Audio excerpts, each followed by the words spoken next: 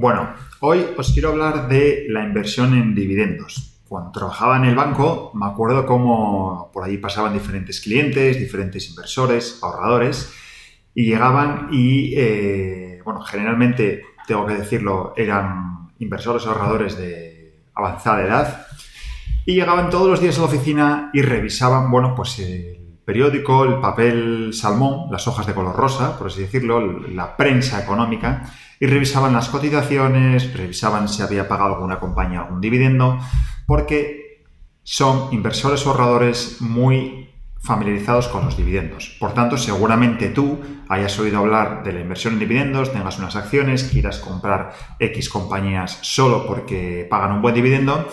Pero en este caso yo recuerdo que estos clientes tenían, Telefónicas a 18, Santanderes a 12 euros y estaban obsesionados única y exclusivamente por el cobro del dividendo. Por tanto, hoy os quiero hablar de la inversión en dividendos y por qué puede no ser una idea acertada o un único factor a la hora de decidir qué compañías o qué acciones vais a comprar o vais a introducir en vuestra cartera de inversión. Lo primero que tenéis que saber es que, ¿qué es un dividendo? ¿No? Mucha gente invierte y compra acciones, piensa que está invirtiendo vía dividendo, pero no tiene muy claro lo que significa un dividendo. Un dividendo no es ni más ni menos que un interés, algo que te paga la compañía, en este caso voy a decir Santander, voy a decir BBV, voy a decir Telefónica, voy a decir Walmart, Amazon, Enagas, Reckitt Benckiser, Nike, la que sea. Te paga un interés, te paga un cupón, te paga dinero por ser accionista de la compañía. Hasta aquí está todo genial. Puedes decir, bueno, Borja, esto me encanta, me parece muy bien, me dan dinero. Sí, ojo. Pero ¿qué sucede? Que las compañías no siempre tienen dinero en efectivo, no siempre tienen caja, no siempre tienen liquidez para abrir el cajón, sacar el dinero y pagártelo a ti, accionista. ¿Por qué? Entonces, ¿qué sucede? ¿Qué hacen? ¿No pagan el dividendo? No. Lo que hacen es una ampliación de capital. Vale, ¿la ampliación de capital qué es? La ampliación de capital es trocear la tarta, trocear ese número de acciones que existen y dividirlo entre más accionistas, entre más invitados. Esto supone un problema. ¿Por qué? Porque si la tarta antes la dividíamos en 4 trozos, tu trozo era grande.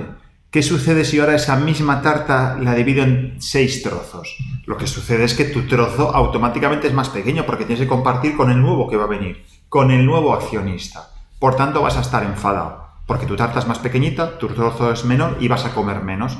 Exactamente esto es una ampliación de capital.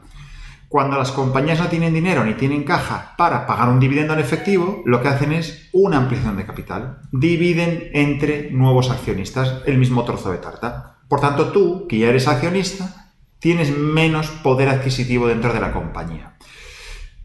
Entonces aquí ya entra en juego otro factor que se llama los derechos de suscripción, que ya hablaremos en otro capítulo, que ya hablaremos en otro podcast y en otra serie de conceptos que iremos avanzando, ¿no? Pero claro, en el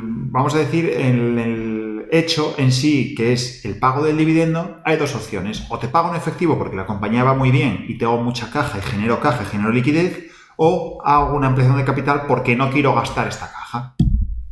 Como os podréis imaginar, la ampliación de capital para el inversor antiguo es negativa. También esta repercusión en el mercado, en la cotización, en la bolsa, no le suele gustar nada cuando esto sucede, ¿no? Es decir, cuando se anuncia la ampliación de capital suele bajar la cotización, con lo cual ya tienes un problema. El pago de dividendo está muy bien siempre y cuando se haga con cargo a caja, con cargo a los beneficios, a lo que estoy yo generando, a lo que me está entrando de liquidez. Si se hace con cargo a una ampliación de capital, ya tenemos un problema, ¿vale? No es tan positivo. Luego, además, tenéis que tener en cuenta que cuando se anuncia el pago de un dividendo, se corrige en el precio de la cotización, con lo cual, aunque a ti te paguen un dividendo, vía precio, en la cotización de las acciones, vas a sufrir una pérdida, ¿ok? Por tanto, aquí ya otro punto negativo. Y luego, claro, obviamente, si tú cobras un dividendo, el papá Estado, o en este caso Hacienda, está ahí y te va a exigir el 21% de lo que has cobrado. Por tanto, ojito, si la compañía no es de buena calidad, si lo está perdiendo vía precio, si por lo que sea la cotización va mal, si además de hacer una ampliación de capital pagarte dividendo y además Hacienda me está quitando en la retención en origen del 21%, pues quizá no sea tan gran idea invertir solo y fijándonos única y exclusivamente en los dividendos. No hablemos de si estás en España y te da por comprar unas acciones, en este caso vamos a decir de Saint-Gobain que está en Francia, o de Amazon que está en Estados Unidos, o de cualquier otra compañía que está cotizada fuera de España, ¿no? ¿Qué sucede? Pues aquí sucede lo siguiente.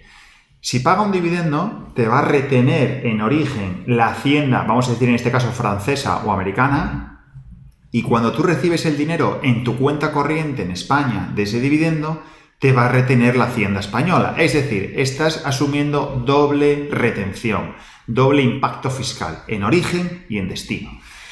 Si hay intercambio de, vamos a decir, un convenio de doble imposición o convenio de colaboración entre las haciendas, en este caso la extranjera y la española, es cierto que no te van a aplicar el 100% de lo que te han quitado en origen, ¿no? Pero también tienes que tener en cuenta que hay un convenio de colaboración, de doble imposición entre ambas jurisdicciones, entre ambos países. No quiere decir que automáticamente el 100% de lo que te quitaron en origen, en el país de origen, te lo van a devolver. No, siempre hay una parte en la que no vas a recuperar.